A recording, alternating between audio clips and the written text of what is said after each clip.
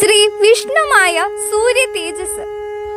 കലിയുഗത്തിൽ ശ്രീ വിഷ്ണുമായുടെ കണ്ണുകളെ സൂര്യചന്ദ്രന്മാരെന്ന് പറയുന്നു. വാസ്തവത്തിൽ മായയുടെ രണ്ടു കണ്ണുകളും രണ്ട് സൂര്യചന്ദ്രന്മാർ തന്നെയാണ്. പ്രപഞ്ചത്തിന്റെ സൂക്ഷ്മവും സ്ഥൂലവുമായ ചലനങ്ങളെ സസൂക്ഷ്മം നിരീക്ഷിക്കണമെങ്കിൽ അത്യന്തം കാഴ്ചശക്തിയുള്ള കണ്ണുകൾ അത്യാവശ്യമാണ്. രാത്രിയും പകലും വ്യത്യാസമില്ലാതെ നിരീക്ഷിക്കണമെങ്കിൽ മായയ്ക്ക് സൂര്യനേത്രങ്ങൾ തന്നെ ആവശ്യമാണ്.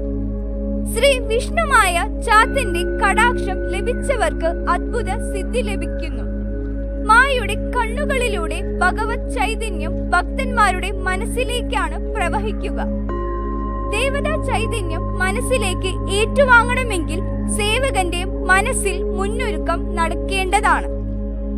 മനസ്സ് ഏകാഗ്രവും നിർമ്മലവുമാക്കി വേണം ദേവതയെ ധ്യാനിക്കുവാനും ഭഗവത് വിഗ്രഹം ദർശിക്കുവാനും.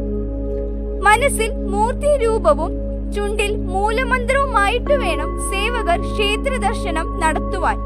എങ്കിൽ മാത്രമേ കലിയുഗവരദനായ ശ്രീ ധർമ്മശാസ്താവിന്റെ ഏറ്റവും നവീന ഭാവമായ ശ്രീ വിഷ്ണുമായ പരമാത്മാവിന്റെ ദക്ഷിണേന്ത്യക്കാരുടെ ഏകദൈവത്തിന്റെ കടാക്ഷം വിഗ്രഹത്തിലൂടെ മനുഷ്യ മനസ്സിൽ പ്രവേശിക്കുകയുള്ളൂ.